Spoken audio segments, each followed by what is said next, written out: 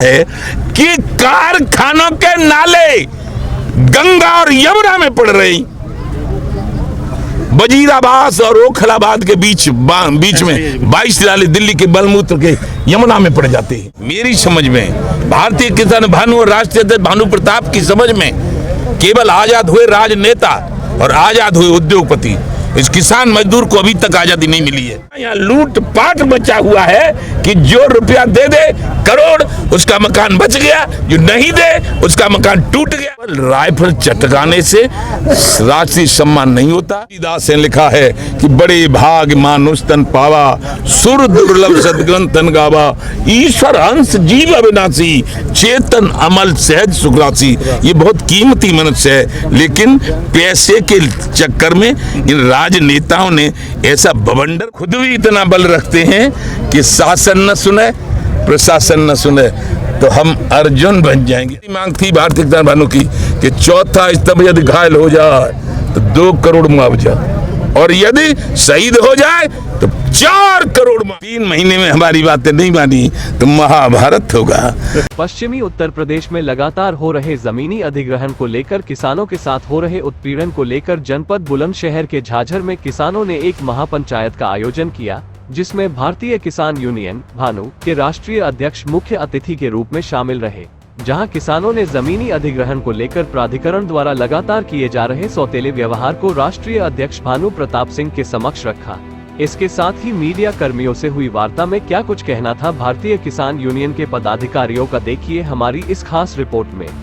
आज महापंचायत की जा रही है, क्या कारण है? ऐसा है, भारतीय किसान भानु का राष्ट्रीय अध्यक्ष होने के नाते मेरा ये फर्ज बनता है कि मैं देश के किसानों की समस्याएं जो लगभग 75 साल से चल रही हैं, क्योंकि जब देश आजाद हुआ, मेरी समझ में भारतीय किसान भानु और राष्ट्रीय अध्यक्ष भानु प्रताप की समझ में केवल आजाद हुए राजनेता और आजाद हुए उद्योगपति, इस किसान मजदूर को अभी तक आजादी नहीं मिली है। क्यों कि सुई से लेकर और हेलीकॉप्टर तक जो बनाता है वो कीमत लगाता है, लेकिन ये किसान गन्ना बनावे कीमत सरकार लगावे, ये किसान गेहूं बनावे कीमत सरकार लगावे, ये किसान धान बनावे कीमत सरकार लगावे। कारण क्या है कि ज्यादा संख्या थी, गरीब किसान थे, जिनको सत्ता मिली वो उन्होंने अपने सत्ता की मद में केवल और केवल राजनेताओं को और उद्योगपतियों को आजाद रखा। उद्योगपतियों से पैसा लिया, चुनाव लड़ा, जीते, कुर्सी पे आए, वोट मांगे, तब किसान को देवता बताया, किसान को भगवान बताया, किसान को अन्नदाता बताया। जब कुर्सी मिल गई, बैठ गए, तो फिर किसान कुत्ता भी नहीं रहा। तो इसलिए हमने 2006 तक आंदोलन किया था। तब चौधरी मान सिंह टिकैत के साथ हम थे, तब स्वामीनाथन आयोग बना था, और स्वामीनाथन आयोग ने कहा था कि 3000 रुपये उस समय गेहूं की कीमत, ऐसे सबकी कीमत इतनी बताई थी कि उस समय सरकार उससे 20 गुना कम दे रही थी, तो वो नहीं माना। इसीलिए कांग्रेस भगाओ देश बचाओ भाजपा लाओ ये नारा लगाया गया, और इस नारे के तहत 14 में हमने कहा था कांग्रेस भगाओ देश बचाओ, अरे चुप रहो, और भाजपा लाओ, और ऐसे 19 में, ऐसे ही 17 में प्रदेश में, और अब 22 में। लेकिन अब चूंकि कांग्रेस परेशान कर रही थी, कांग्रेस को भगा दिया।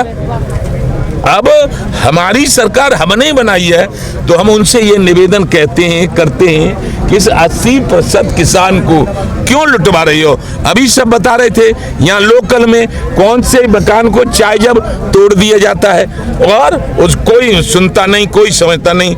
लेकिन हम ये ऐलान के साथ कह रहे हैं, हमारी भारतीय किसान भानु की एक फौज है, संगठन है, हम जिता भी सकते हैं तो हरा भी सकते हैं, और हम संघर्ष करने के लिए भी तैयार हैं, अपनी जान देने के लिए तैयार हैं। लेकिन किसान और मजदूर और गरीब और गांव वालों के साथ, चाहे वो हिंदू मुस्लिम सिख ईसाई जैन बौद्ध, कोई जात हो कोई बिरादरी हो, अन्याय नहीं होने देंगे। ये हम ऐलान के साथ कह रहे हैं, इसलिए आपसे भी कह रहे हैं कि वायरल कर दो।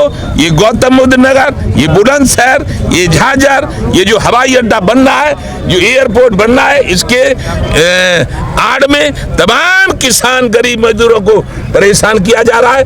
और ये ग्रेटर नोएडा अथॉरिटी जो है और नोएडा, ये इतना यहाँ लूट पाट मचा हुआ है कि जो रुपया दे दे करोड़, उसका मकान बच गया, जो नहीं दे उसका मकान टूट गया। क्या मतलब है? मुख्यमंत्री ने कह दिया है कि जब तक किसी का मकान न तोड़ा जाए, जब तक उसकी व्यवस्था न कर दी जाए।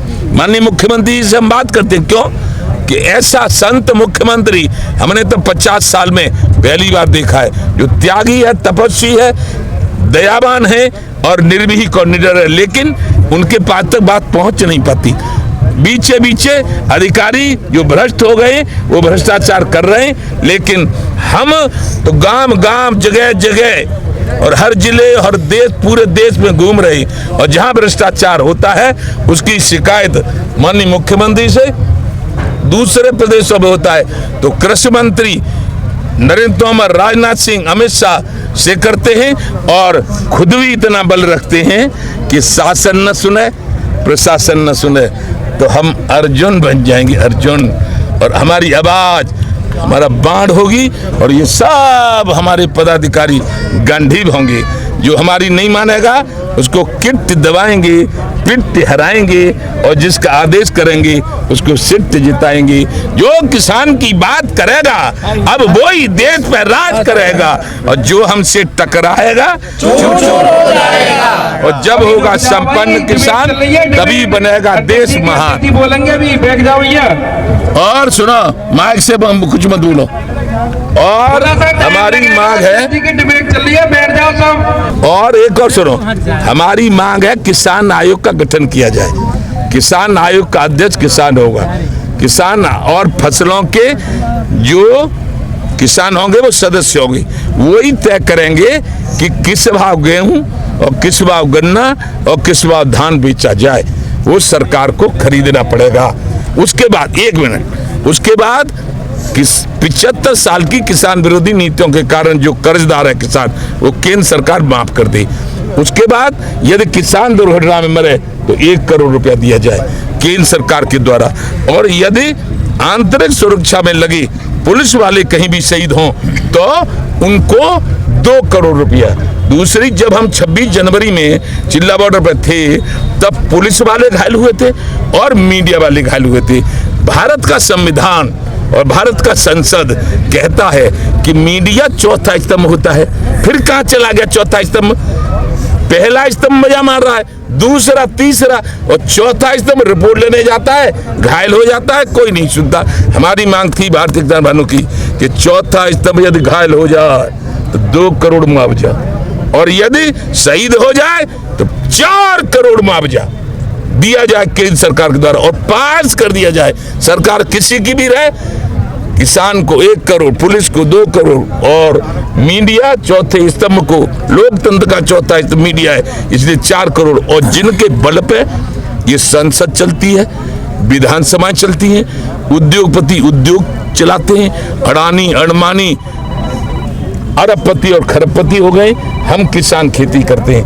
वो है थल सेना, जल सेना, वायुसेना, वो लगे रहते हैं, न अमेरिका को आने दे, न फ्रांस को, न चीन को, न जापान को, न पाकिस्तान को, और हम यहाँ मजे लेते हैं। तो 1 मिनट, तो उनको दिया जाए शहीद होने पर 5 करोड़। केवल राइफल चटकाने से राष्ट्रीय सम्मान नहीं होता।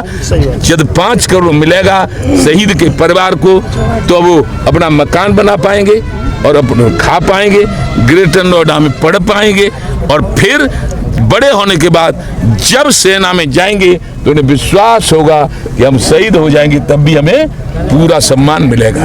बताइए, ये महापंचायत कब तक चलने वाली है? ये महापंचायत आज यहाँ हो रही है, ये महापंचायत आज ही खत्म होगी, और हमारा ये आदेश होगा सभी पदाधिकारियों को, गौतम बुद्ध नगर के जिलाध्यक्ष समेत सभी पदाधिकारियों को आदेश होगा कि गौतम बुद्ध नगर और मेरठ मंडल में चाहे वो बुलंदशहर हो चाहे गौतम बुद्ध नगर हो, और ये जो अत्याचार और अन्याय हो रहा है किसानों के साथ, अभी हम आए हैं वहां से सिम्बावली से, वहां सिम्बावली में 2 चीनी मिल 1 पैसा नहीं दे रही किसानों का, 500 करोड़ रुपया बकाया है। ऐसे ही मेरठ मंडल और सहारनपुर मंडल में सहारनपुर, मुजफ्फरनगर और आपका शामली, और मेरठ मंडल में मेरठ, गाजियाबाद, बुलंदशहर, हापुड़ और आपका गौतम बुद्ध नगर और बागपत, इन जिलों को हम देख रहे हैं। इनकी समस्या को समाधान करना हमारे हाथ में है। अध्यक्ष जी, सिम्बावली में जिस तरह चीनी मिल है और उसमें जो धुआं उठता है, वहाँ के लोग काफ़ी जो है फेफड़ों से ग्रसित हो रहे हैं। कितनी दूरी पर फैक्ट्रियों को खोलने की इजाज़त देनी चाहिए? सिम्बावली में जो क्षेत्र है वो अभी आए थे। ऐसा है, जो सिम्बावली में आए थे, आपकी बात 100% सही है। ये जो बड़े बड़े मिल लगाए जा रहे हैं वो पब्लिक के स्थान पर नहीं लगने चाहिए, ये दूर लगने चाहिए। क्यों? कि उनकी चिमनी की जो राख होती है वो सांस में जाती है, और मशीन यानी आदमी की मशीन जो अंदर की फेफड़े वगैरह खराब होती है। क्यों? लेकिन है क्या, कोई नहीं सुन रहा और न कोई समझ रहा, लेकिन हम समझ रहे हैं कि तुलसीदास ने लिखा है कि बड़े भाग मानुष तन पावा, सुर दुर्लभ सदगन तन गावा, ईश्वर अंश जीव अविनाशी, चेतन अमल सहज सुखरासी। ये बहुत कीमती मनुष्य है, लेकिन पैसे के चक्कर में इन राजनेताओं ने ऐसा बवंडर मचाया है कि कारखानों के नाले गंगा और यमुना में पड़ रही, वजीराबाद और ओखलाबाद के बीच में 22 नाले दिल्ली के बलमूत्र के यमुना में पड़ जाते हैं। जब रमेश बाबा ने लड़ाई शुरू की थी 11 में, तो इसीलिए की थी कि केंद्र में भी कांग्रेसी सरकार थी, हरियाणा में कांग्रेसी सरकार थी। हम लड़े थे 11 में, 13 में, और फिर कह दिया था भगाओ कांग्रेस। और लेकिन अब भाजपा की सरकार है केंद्र में और भाजपा की सरकार है हरियाणा में, और अब भी वही नाली वो जो के तुम्हें। जी, आज जो आपका यहाँ रणनीति रही है, कि अगर ये आपकी बातें नहीं मानेंगे तो अगली रणनीति क्या होगी? अगली रणनीति हम अर्जुन के रूप में होगी, और 3 महीने में हमारी बातें नहीं मानी तो महाभारत होगा। और महाभारत में सुनो, जो गलत पार्टियां हैं उनको हम समर्थन नहीं करेंगे। पूजनीय रमेश बाबा ब्रज के भगवान, उन्होंने किसान क्रांति दल निर्वाचन आयोग से बनाया है, उसका चुनाव चिन्ह ये देखो, पेन है, पेन, और फिर पेन है चुनाव चिन्ह, पेन। निर्वाचन आयोग से रजिस्टर्ड किसान क्रांति दल। जब हमारी कोई सुनेगा ही नहीं 80% किसानों की, तो अच्छे ईमानदार लोगों को लोकसभा के टिकट देके भारतीय किसान भानु का ऐलान है कि सरकार किसानों की, और आपके अच्छे लोग मीडिया में होंगे, अच्छे अधिकारी होंगे, उनके द्वारा सरकार बनाएंगे और इन भ्रष्ट लोगों को हटा देंगे सबको जो नहीं माने। शांत रहो। एक अंतिम सवाल अध्यक्ष जी, 2023 चल रही है जी, और आप ही के कार्यकर्ताओं द्वारा बताया जा रहा है कि 2041 का मास्टर प्लान तैयार हो गया प्राधिकरण जी। इसका स्पष्टीकरण। ऐसा है, 2041 का मास्टर प्लान तैयार हो गया हो, 2041 तक भारत के बहुत ऐसे नेता हैं वो जिंदे नहीं बचेंगे, ठीक है। और हमारा पूरा मास्टर प्लान तैयार हो जाएगा, जो हमसे टकराएगा चूर चूर हो जाएगा। हमारा है संगठन, यदि उधम करेंगे तो हम धरना देंगे और 1 इंच उनको चलने नहीं देंगे। अभी तो ये अंग्रेज आई है।